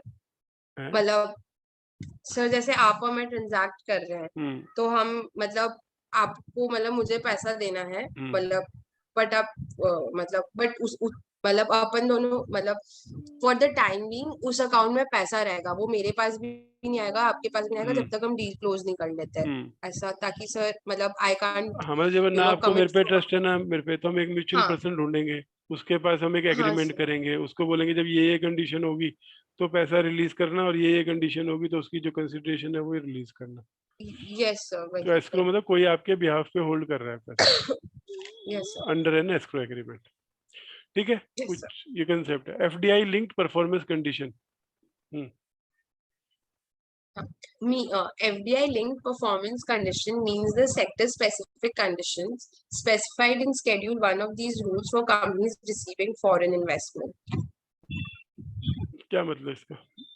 सिर्फ ट्रांसलेशन करो. एफडीआई लिंक परफॉर्मेंस कंडीशन मतलब क्या? सर वही कि जब फॉरेन मतलब ये फॉरेन डिपॉजिट का जो जब भी होगा तो उसके लिए क्या कंडीशंस रहेंगी, जो भी सेक्टर स्पेसिफिक है, जैसे हो गया बैंकिंग, एक प्राइवेट कंपनी में भी जैसे रियल एस्टेट, एग्रीकल्चर जो भी है, तो वो कंडीशन शेड्यूल 1 में मतलब स्पेसिफिक कंपनीज के लिए मेंशन होगी कि कितना मतलब वो फॉरेन इन्वेस्टमेंट. यही रुक जाओ, शेड्यूल 1 देखते हैं क्या कह रहे हैं. Yes sir. कोई एग्जांपल समझ आना चाहिए ना, क्योंकि हमको पढ़ना नहीं है वो, लेकिन हमको समझ आना चाहिए कि क्या है शेड्यूल 1, किस तरह की कंडीशंस होती है. लाइक दिखने में बड़ा है, बाकी सब शेड्यूलों के कारण बड़ा हुआ है. चलो ये है शेड्यूल 1. ठीक है. इसकी 4 हेडिंग है. सीरियल नंबर, सेक्टर्स, कैप कितनी है, एंट्री रूट कितनी है. Yes sir. एग्रीकल्चर में कर रहे हैं तो सर, कहाँ पे हाँ कितनी इन्वेस्टमेंट अलाउड है, कंडीशंस यहाँ पे देखो दी हुई है। हाँ हाँ सर, सिर्फ समझ समझ रहे सकती पढ़ने हाँ रहे। सर, मैं बताती हूँ। हाँ सर, मैं हम्म, बता सकती हूँ। हम्म, सर जैसे प्लांटेशन के लिए हम्म, कोई कंपनी है, ठीक हम्म, है, तो उसमें 100% फॉरेन इन्वेस्टमेंट नहीं, no foreign not allowed in, नहीं इसमें अलाउड नहीं है, ये लिखा हुआ है नीचे। Foreign investment is not allowed in plantation sector activity other than, या तो ये जो जितने मेंशन्ड है उसके अलावा हम्म, फॉरेन इन्वेस्टमेंट नहीं अलाउड है, बट ऊपर भी जो इतनी कैटेगरीज मेंशन्ड है A to F, उसमें 100% फॉरेन डायरेक्ट इन्वेस्टमेंट अलाउड है। ऑटोमेटिक रूट ये है कि इसमें हमको कोई प्रायर परमिशंस नहीं लेनी पड़ेंगी, हम्म, मतलब गवर्नमेंट परमिशंस नहीं चाहिए। नहीं, पर हम लोग बात कर रहे थे इसको FDI linked performance condition. Yes. तो इसमें ये जो अदर कंडीशन लिखी है ये है वो FDI linked foreign condition, okay sir, okay. कि अगर आपने ऑटोमेटिक रूट में किया है तो लैंड का यूज चेंज नहीं करोगे। यस। ओके तो हर एक क्लॉज में उन्होंने कुछ ना कुछ कंडीशंस दी हुई है इन्वेस्टमेंट में ऑटोमेटिक रूट में, कि अगर आपने ऑटोमेटिक रूट से किया तो ये कंडीशंस को फॉलो करोगे। Okay okay. इक्विटी इंस्ट्रूमेंट हो गया हमारा, एस्क्रो हो गया, एफडीआई लिंक्ड हो गया। एफईसीआई क्या होता है? So, yeah. Means a foreign venture capital investor incorporated and established outside India and registered with SEBI, under the Foreign Venture Capital Investors Regulation 2000. Hmm, So मतलब basically, हाँ वेंचर सर, क्या होता है, जैसे वेंचर कैपिटलिस्ट क्या होते हैं? Sir basically जो जो न्यू मतलब हम्म, जैसे कोई कंपनी है, स्टार्टअप्स होते हैं सर, जो भी न्यू वेंचर्स होते हैं उसमें सर ये इन्वेस्ट करते हैं जहाँ पे इनको अपॉर्चुनिटी, मतलब हम्म, कैपिटल इन्वेस्ट करेंगे जहाँ पे भी इनको ऐसे फायदा दिखेगा। बस यहाँ पर फॉर FVCI हो जाएगा सर, जहाँ पे वो इन्वेस्टर फॉरेन बेस्ड है सर, और वो फिर ऐसे में अपना क्लियर ना? कैपिटल हाँ, इन्वेस्ट करता है। कंसेप्ट क्लियर ना, इसमें कुछ ऐसा समझने का नहीं। Yes foreign sir. Central bank क्या होता है? Foreign central bank means an institution or organization or body corporate established in a country outside India and entrusted with the responsibility of carrying out central bank functions under the law for the time being in force in that country. Yes, sir. तो इसको जो मतलब जैसे simple हमारे यहाँ पे हाँ, RBI है, हाँ, वहाँ का फॉरेन सेंट्रल बैंक जो वहाँ पे रजिस्टर्ड है एज पर द तो इसको यही लॉज बोलोगे ऑफ ना, दैट। फॉरेनर्स का आरबीआई। यस सर, वही फॉरेनर्स का RBI। तो फॉरेनर सेंट्रल बैंक मतलब फॉरेनर्स का आरबीआई। तो जहाँ पे ये बात आ रही है तो उनके आरबीआई की बात हो रही है, यस जहाँ पे सर। भी ये वर्ड यूज होगा। ठीक है, MNO तक क्लियर है? Yes sir. कोई ऐसा नहीं। FCNR B account? FCNR B account means a foreign currency non-resident bank account maintained in accordance with the Foreign Exchange Management Deposit Regulation 2016. ठीक, पढ़ने वाले हम बाद में जब पढ़ेंगे। फिर Yes, sir. FCCB क्या होता Yes. है? A foreign, sorry, FCCB or foreign currency convertible bond means a bond issued under the issue of foreign currency convertible bonds and ordinary shares through depository receipt mechanism scheme 1993. अभी general समझो, foreign currency convertible bond. तो हम Okay. बाहर वो debenture, अभी equity share आपने समझे थे, वो डिपॉजिटरी Yes, रिसीट sir. के थ्रू इशू कर रहे थे। वैसे ही जब आप बॉन्ड इशू करते हो बाहर, डेट इंस्ट्रूमेंट्स जो Yes, फॉरेन sir. करेंसी में डिनोमिनेटेड है, तो वो फॉरेन करेंसी कन्वर्टिबल बॉन्ड है, जो बाद Okay. में इक्विटी में कन्वर्ट हो सकते हैं। Okay, sir. Okay. ठीक है, जब डिट आएगा तो हम इसको और एक्सप्लेन करेंगे। अभी केवल जैसे हमने GDR में बोला था इक्विटी शेयर्स है, तो यहाँ पे debt instruments. Okay, sir. FDI क्या होती है? ये बहुत बार यूज होता Foreign है, हर direct, जगह यूज होता है, इसको रट्टा मार दो। yes, sir. Foreign direct investment means investment through entity instruments by a person resident outside India in an unlisted Indian company or in 10% or more of the post-issue paid-up equity capital on a fully diluted basis of a listed Indian company. Note: in case an existing investment by a person resident outside India in equity instruments of a listed company falls to a level below 10% of the post-issue paid-up equity capital on a fully diluted basis, the investment shall continue to be treated as FDI. explanation, fully diluted basis means the total number of shares that would be outstanding if all possible sources of conversion are exercised. ठीक है। Sir, मतलब ऐसे foreign direct investment पता है but ये वाला अब ये नहीं बहुत समझ में सिंपल आ रहा। समझाता हूँ, अभी सब समझ में आएगा। Equity instrument Yes. क्या होता है? इक्विटी इंस्ट्रूमेंट्स जो sir equity shares, convertible debentures, preference shares, warrant include करता है जो हमने अभी ऊपर पढ़ा sir. Person resident outside India क्या होता है?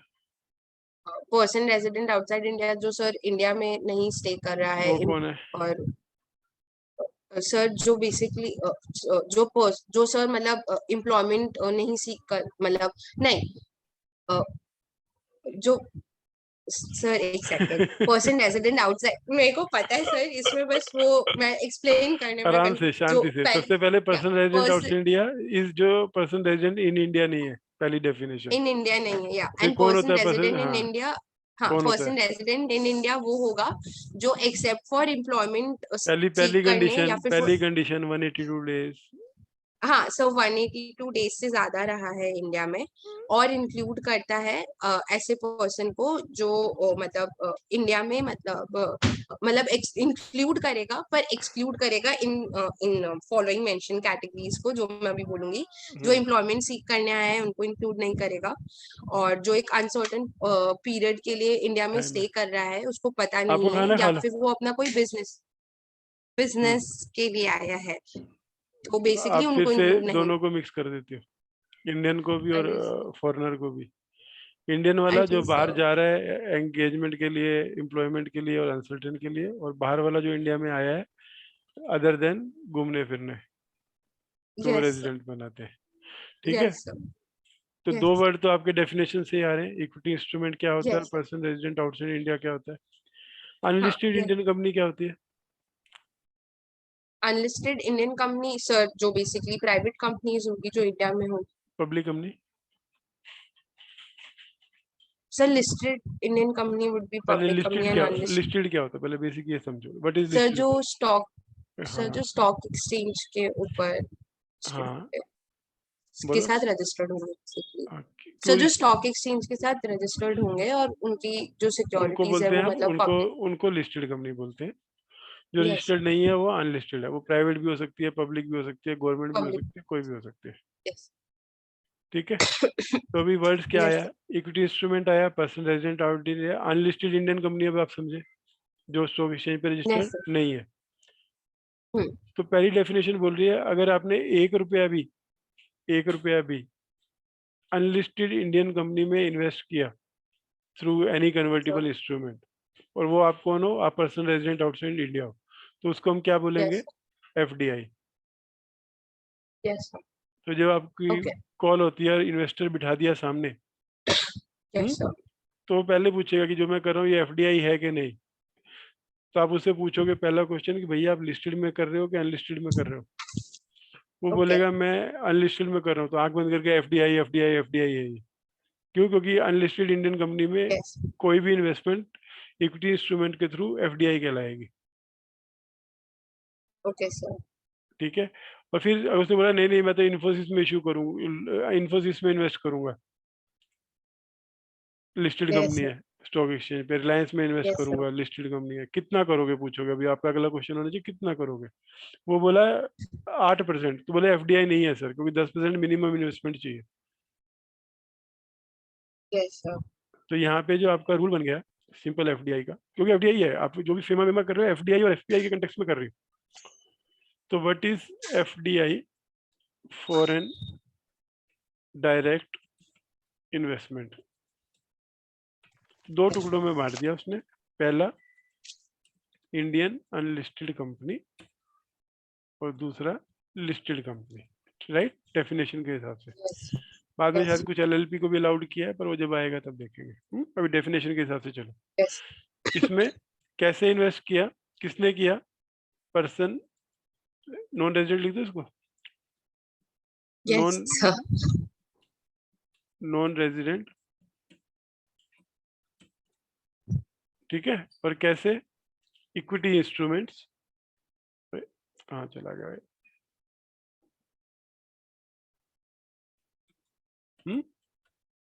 Yes sir. अगर कोई नॉन रेजिडेंट इक्विटी इंस्ट्रूमेंट के थ्रू इंडियन अनलिस्टेड में करते हैं तो इसको हम बोलते हैं FDI। सिंपल है, कुछ ज्यादा कुछ नहीं है सोचना, Yes.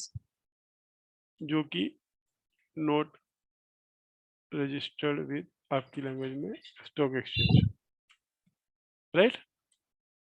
Yes, sir. और यही चीज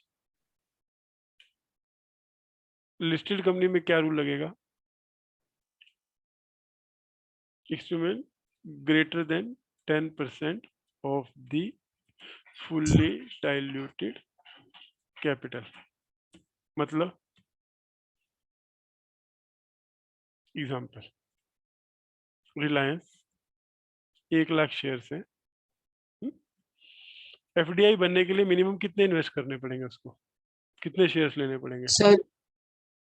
सर उसको मतलब उसका 10% से ज्यादा होना चाहिए, 10% ऑफ हाँ, कितना हो गया वो? 10,000 शेयर्स हो गए, 10,000 सर। ठीक है, at 2,000 rupees by bill gate. Condition पूरी हो रही है? Yes sir, non resident, yes yes yes. Shares by bill gate, तो इसको क्या बोलोगी तुम? कि FDI। सर ये FDI FDI है। क्यों? क्योंकि उसने 10% से ज्यादा किया। Yes sir. और फिर सेकंड एक्सप्लेनेशन क्या थी? कल को ये 10,000 में उसने 1,000 बेच दिए, सोल्ड 1,000, तो अगर भले वो कम हो रहा है 10% से, पर फिर भी तो इसको FDI बोलोगी होगा स्टिल ये। FDI है। ये एक्सप्लेनेशन थी। पहले बोला what is FDI, then what is still FDI। Yes sir. अभी क्लियर है FDI क्या होता है? अब कहीं पे भी अगर FDI यस वर्ड सुनोगी, हाँ, सर, कि एकदम क्लियर है आपको। इंडिया FDI को प्रमोट कर रहा है, या FDI पॉलिसी क्या होती है, या आपको ही बोलेगा FDI पॉलिसी में बताओ कि कितना इन्वेस्ट कर सकते हैं, तो आप ही जाओगे ना नीचे FDI पॉलिसी देखोगी ना कि कितने % ऑटोमेटिक रूट है, कितना क्या रूट है। Yes sir, yes sir. तो यहाँ FDI का कंसेप्ट किस कंटेक्स्ट में चल रहा है आपको देख के अगर समझ आ गया हो? सर मतलब अपने मतलब इसको हमें दो नॉन डेट। दो दो चीजें एकदम कॉमन है, अपने लिए यहाँ देख लो, ये दोनों एक जैसा है दोनों में। सर नॉन रेजिडेंट और इक्विटी इंस्ट्रूमेंट्स की बात कर रहे हैं। हाँ, ये दोनों में कॉमन है, चाहे लिस्टेड में डालो या अनलिस्टेड में डालो, ये दो कंडीशन तो पूरी होनी चाहिए। Yes sir. और यहाँ पे एक भी शेयर किया तो FDI, और यहाँ minimum 10% off fully diluted capital क्या होती है? अगर इसके पास अभी 10,000 शेयर्स के अलावा 2,000 कन्वर्टेबल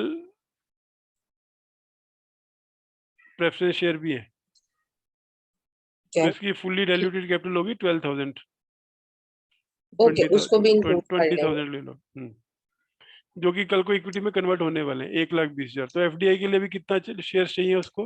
मिनिमम 12,000। 12,000। ओके, इसका भी वो गिन लेंगे। हाँ, ओके।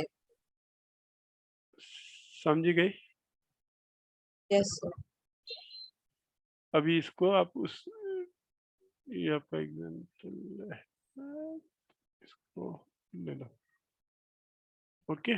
अब यहाँ पे इस कंटेक्स्ट में जो मैंने आपको बढ़ाया, आप डेफिनेशन पढ़ लो, और अब मेरे को मत बोलना कि FDI नहीं समझ आता।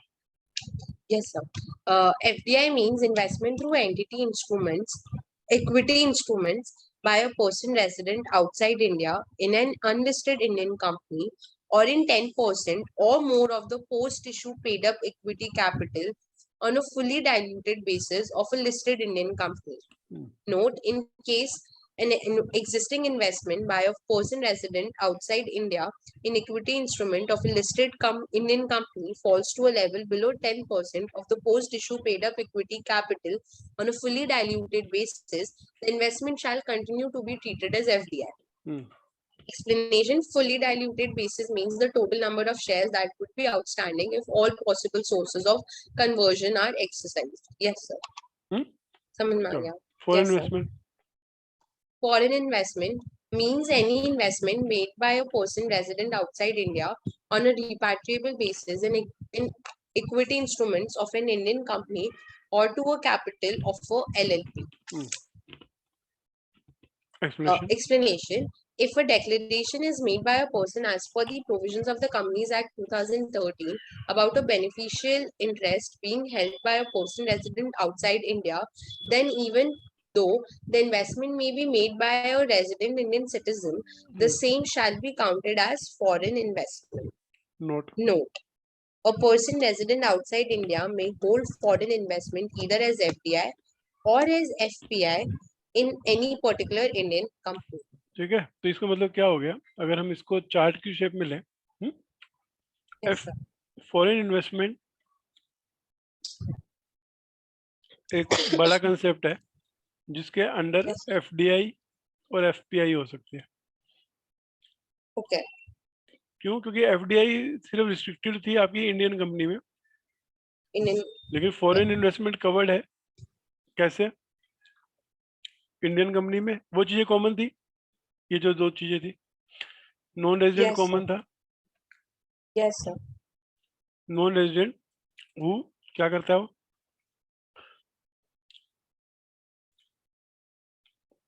इन्वेस्टमेंट करता है. किसमें? इक्विटी इंस्ट्रूमेंट में. Equity instruments में on repatriation और basis. रिपेट्रिएबल क्लियर है आपको, रिपेट्रिएट और non repatriate Yes, sir. In India, Yeah, out of yes, sir. India. Yes. तो इस केस में पैसा बाहर जाएगा, रिपेट्रिएबल बेसिस है. Yes, sir. और इंस्ट्रूमेंट तो इक्विटी है. फिर उसने ये क्यों लिखा? और कैपिटल ऑफ एलएलपी, क्योंकि एलएलपी जो है वो शेयर सर्टिफिकेट इशू करती. Yes, sir. अब जो एक नॉन रेजिडेंट है, जो इन्वेस्टमेंट है, जो इक्विटी इंस्ट्रूमेंट में कर रहा है, ऑन रिपेट्रिएबल बेसिस कर रहा है. Yes, sir. अब वो अगर इंडियन अनलिस्टेड कंपनी में कर रहा था तो क्या कहलाता था वो? फॉरेन इन्वेस्टमेंट में भी direct For investment. direct investment का लगा था. और अगर नहीं करता था तो एफपीआई कहलाता था. और अगर 10%, समझ गए ना, ये इसका सबसेट है ये. Yes, yes, sir. समझ गए. और एलएलपी कैपिटल फॉरेन इन्वेस्टमेंट में कवर है, डायरेक्ट इन्वेस्टमेंट में नहीं कवर है. Okay. जब आप फॉरेन इन्वेस्टमेंट की बात करते हो, what is a foreign investment? तो any investment by non Bill Gate, same case में अगर एग्जांपल ही पकड़ लो, Yes, sir. बिल गेट दो तरीके से इन्वेस्ट कर सकता है. क्या? Right move. तीन तरीके से. Move unlisted company,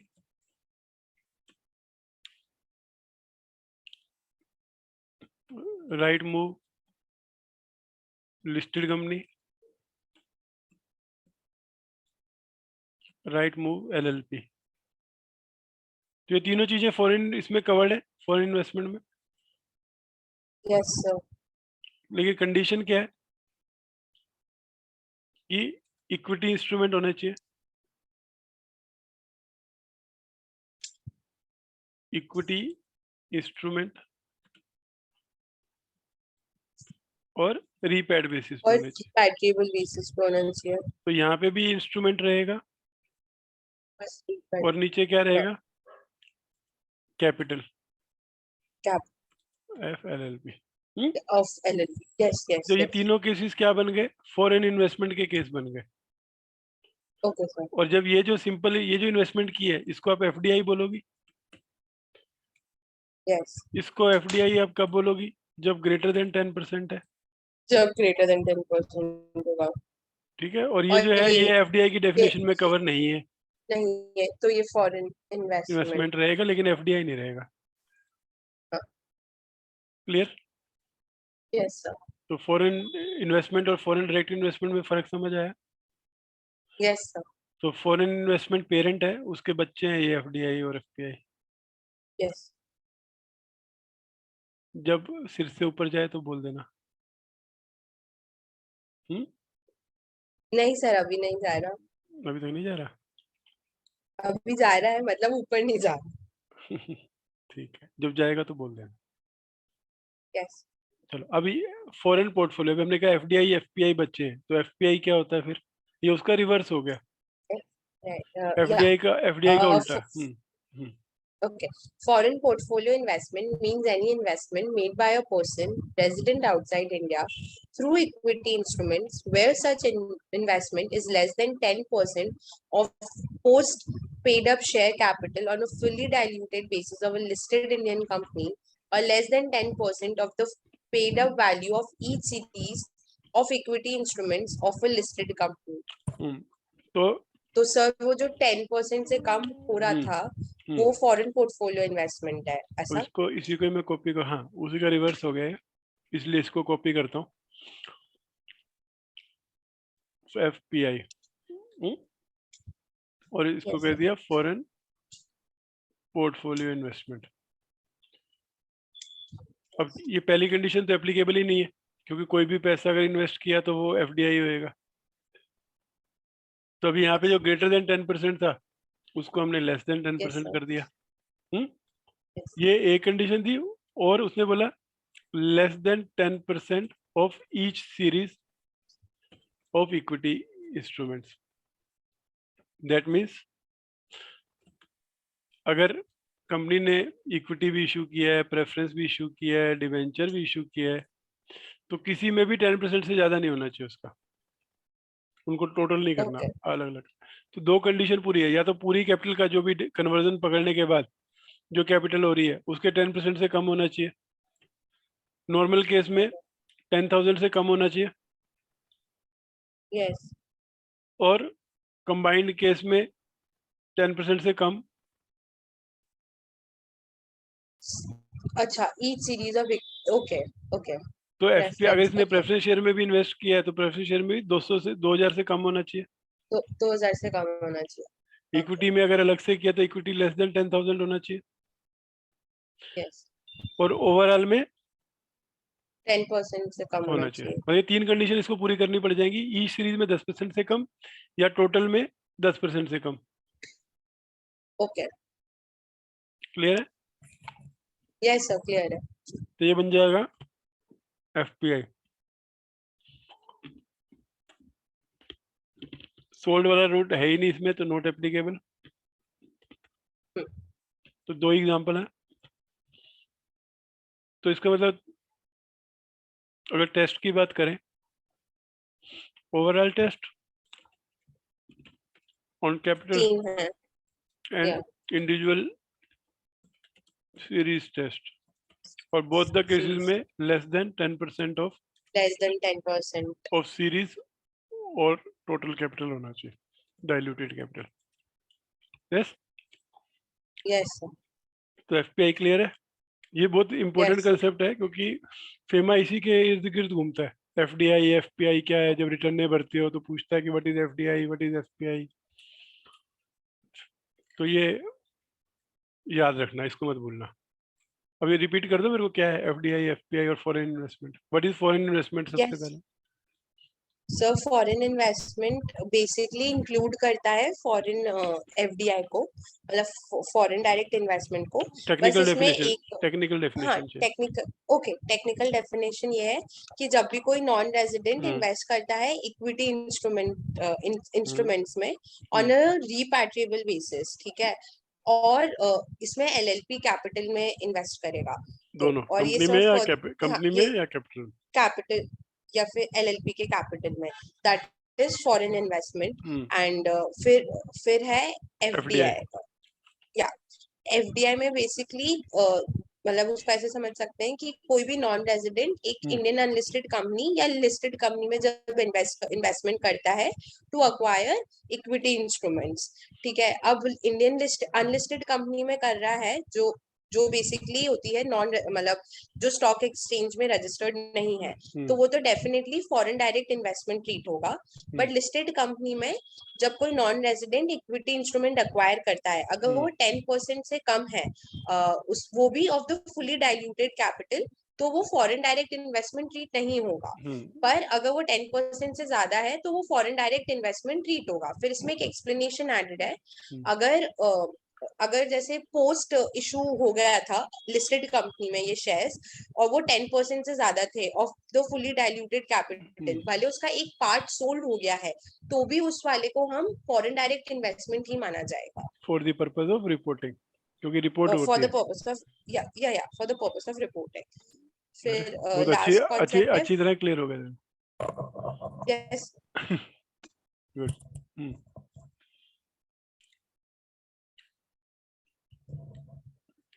hello. Yes, sir. अभी ये फॉरेन पोर्टफोलियो इन्वेस्टर क्या हुआ?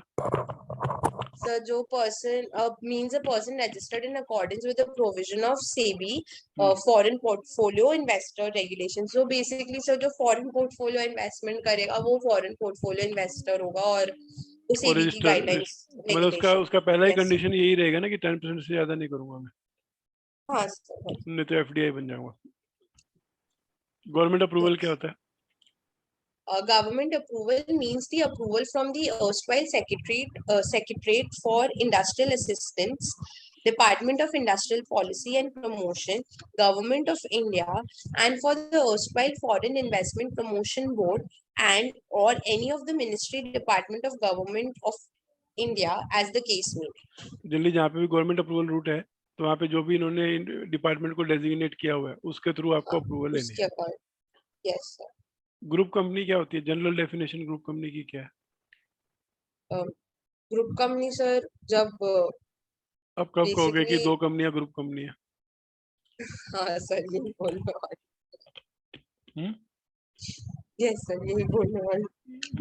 चलो बोल दो फिर क्या है। Means two of companies which directly or indirectly are in a position to exercise 26% or more of voting rights in other enterprise or appoint more than 50% of members of board of directors in other enterprise. That means group company इसकी definition के हिसाब से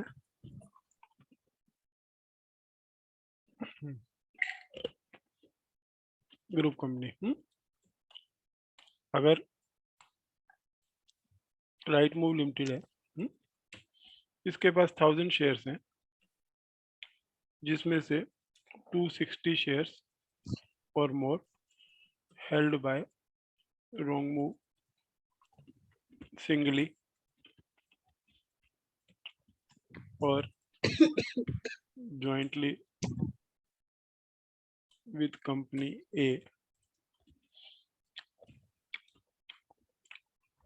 तो ये जो A company है, wrong move company है, ये इसकी ग्रुप कंपनी कहलाएंगे। Okay sir. तो ग्रुप कंपनी में कवर हो गई right move, wrong move Wrong move. And company A, ये तीनों ग्रुप कंपनी Second कहलाएंगी। तो आपको ये Okay, देखना है कि जब भी ग्रुप कंपनी की बात हो रही है तो ये देखना है कि ऐसी कोई कंपनी जिसमें 26% से ज्यादा स्टेक उसने होल्ड किया हुआ है क्या Okay कंपनी sir. में, ये पहला है। तो 2 या ज्यादा कंपनियां विच डायरेक्टली और इनडायरेक्टली, एंटरप्राइज में कोई अदर एंटिटी भी हो सकती है, एलएलपी भी हो सकती है जो 26% या ज्यादा 26% से ज्यादा ज्यादा. Yes दूसरी sir. कंपनी में अपना कंट्रोल ले रही है, या फिर उसका 51% ऑफ द बोर्ड अपॉइंट कर सकती है। Yes. और have right to appoint 51% of directors of Rightmove।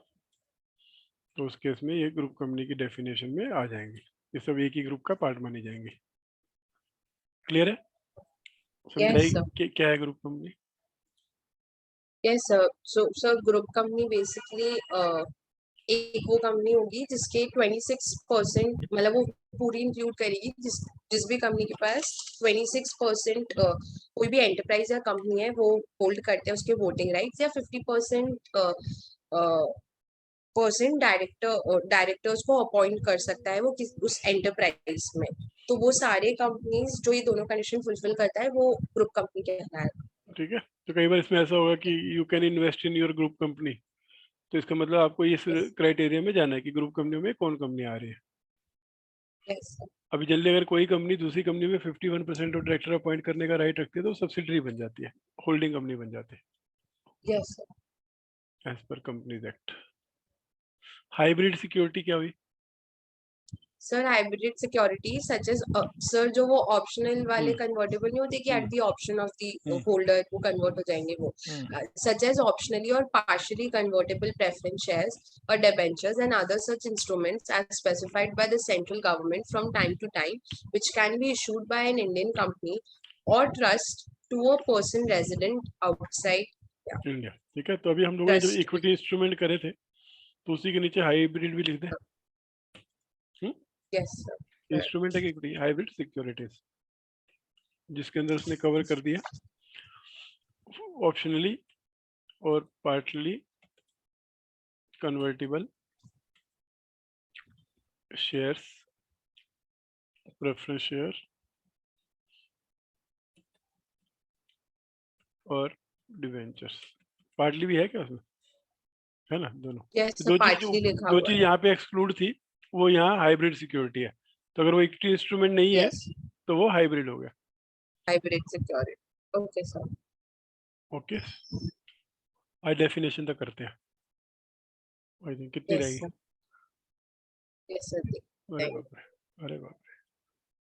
ठीक है, छोटी छोटी है, नहीं तो जितनी होगी उतनी करते हैं। इंडियन कंपनी क्या होती है? A company incorporated in India. IDR क्या होता है? Indian depository receipt means any instrument उसको in छोड़ the they, form of a deposit. वो खाली समझा, जो मैंने आईडीआर समझाया वो क्या होता है? एडीआर का सर उल्टा? तो हाँ सर वही और सर जो इंडियन मतलब जब फॉरेनर्स यहाँ पे इशू मतलब हाँ वो इशू कर रहे हैं तो इंडियन बैंक्स उनको एक इंडियन डिपॉजिटरी रिसीट इशू करेगा. हाँ, तो उसको आईडीआर बोलते हैं, अपर डेस्क फॉर्म में। IPO. अब Yes, पढ़ sir. इसको। Means any instrument in the form of depository receipt created by a domestic depository in India and authorized by a company incorporated outside India making an issue of such depository receipts. तो Yes, sir. Ultimately Indian rupees अब foreigner के पास जाएंगे और ADR Yes, sir. GDR में foreign currency India में आएगी। Foreign currency India में. Yes, Indian company और इंडियन एंटिटी में क्या फर्क है? सर इंडियन कंपनी मतलब वो प्राइवेट या पब्लिक हो सकती है बट एंटिटी में LLP भी इंक्लूडेड है. ठीक है, इन्वेस्टिंग कंपनी क्या होती है? Means an Indian company holding only investments in other Indian companies directly or indirectly other than for trading of such holding of securities. ठीक है, Yes, sir. तो एक कंपनी, व्हेन यू से it is a investing company in India, जब वो एक Indian company है और वो सिर्फ दूसरी कंपनियों के शेयर होल्ड कर रही है लेकिन ट्रेडिंग नहीं करती। ट्रेडिंग मतलब बेचना नहीं है, लंबे टाइम के लिए होल्ड बेचना करेगी। नहीं. Yes, yes, sir. Yes, sir. Investment? Means to subscribe, acquire, hold, or transfer any security or unit issued by a person resident in India. Explanation. Investment shall include to acquire, hold, or transfer depository receipts issued outside India, the underlying of which is a security issued by a person resident in India. ADR GDR? For the yes, sir. For the purpose of LLP, investment shall mean capital contribution or acquisition or transfer of profit shares. Yes, ठीक है, sir. अब क्यों इसने ऐसा describe कर दिया? जल्दी, आप इन्वेस्टमेंट की जब आप बात करती हो तो Yes, sir. ये पहले 3 कैटेगरी कवर करती हो, 2 ही कैटेगरी कवर करती हो। If you are saying I am making an investment in a company, तो ट्रांसफर को नहीं कवर करती ना? Yeah, नहीं sir. क्यों sir? क्योंकि Transfer कंपनी तो में कर इन्वेस्ट रही नहीं हूँ. हो रहा, आप दूसरे शेयर होल्डर से ले रहे हो लेकिन कंपनी में नहीं इन्वेस्ट कर रहे हो। हाँ, okay. तो इन्होंने इन्वेस्टमेंट में क्या क्या इंक्लूड कर दिया? सब्सक्राइब क्या होता है? आप Sir, जब मतलब सीधा कंपनी आपको अलॉट कर रही है। हाँ. एक्वायर आप प्रमोटर से खरीद रहे हो, होल्ड आप अपने पास होल्ड करके बैठे हो, ट्रांसफर आप ट्रांसफर कर रहे हो, थ्रू ट्रांसफर आप ले रहे हो। क्या? सिक्योरिटी और unit issued by person resident in India. तो Yes, sir. इंडियन एंटिटी में दोनों कवर हो गए, कंपनी या एलएलपी। तो Yes, sir. इन्वेस्टमेंट में क्या क्या कवर कर दिया इन्होंने? ये जो इन्वेस्टमेंट है अब इसको डिस्क्राइब करें, what is investment? Yes, sir. Investment basically दो यहाँ पे दो डिफाइन करें, categories में व्हाट इज cover फॉरेन करेगा. इन्वेस्टमेंट। Yes. पहले इन्वेस्टमेंट को ही डिफाइन कर दो। Investment means to subscribe,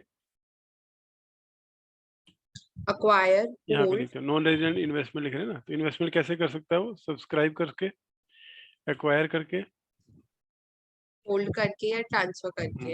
acquire, hold और ट्रांसफर। और यहाँ पे एलएलपी में Yes, sir. Capital contribution, Yes. Contribution और acquisition of, what is acquisition of? Acquisition और कंट्रीब्यूशन, एक्विजिशन और ट्रांसफर ऑफ प्रॉफिट, एक्विजिशन और transfer of profit sharing. Profit sharing. So ये इन्वेस्टमेंट की डेफिनेशन है। Yes, sir. जो हम कह रहे थे एनआर इन्वेस्ट करेगा थ्रू इक्विटी इन्वेस्टमेंट, तो इन्वेस्टमेंट में सब्सक्रिप्शन, एक्विजिशन, होल्डिंग, ट्रांसफर या कैपिटल कंट्रीब्यूशन में इन्वेस्ट करना कवर हो गया। ठीक है, तो ये Yes, sir. इन्वेस्ट, अभी हमारे पास फॉरेन इन्वेस्टमेंट की पूरी वर्ड्स की एक एक का मीनिंग है हमारे पास। Non person resident Yes, outside sir. India क्या है, Yes, sir. फिर इक्विटी इंस्ट्रूमेंट क्या है, फिर इन्वेस्टमेंट किसको बोलते हैं, रिपेट्रिएबल बेसिस क्या है, और इंडियन एंटिटी Yes, क्या sir. है। Yes, sir. चलो अभी अगला ही आ गया, इन्वेस्टमेंट और रिपेट्रिएशन बेसिस क्या है। Means an investment, sale or maturity proceeds of which are net of taxes eligible to be repatriated out of India.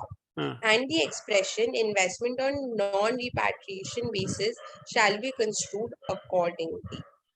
ठीक है, तो रिपेट्रिएशन इन इंडिया और आउटसाइड इंडिया समझिए ना, कल आपने जो चेकलिस्ट बनाई हुई थी Yes, sir. उसमें था ना Yes. NR with Yes, repatriation. sir. Repatriation basis. Yes, sir. पिल्लो ए ब्लैकी टाइगर कौन दिखा। चलो अभी पहले देखने दे कितना आज होगा Sir, कि नहीं। हाँ वही, मैं भी वही बोलने वाला हूँ। sir, आज हाँ अब यहीं तक ब्रेक करेंगे ब्रेक, आज. मैं भी वही बोलने वाला था। Yes. ठीक है, स्टॉप करता हूँ रिकॉर्डिंग।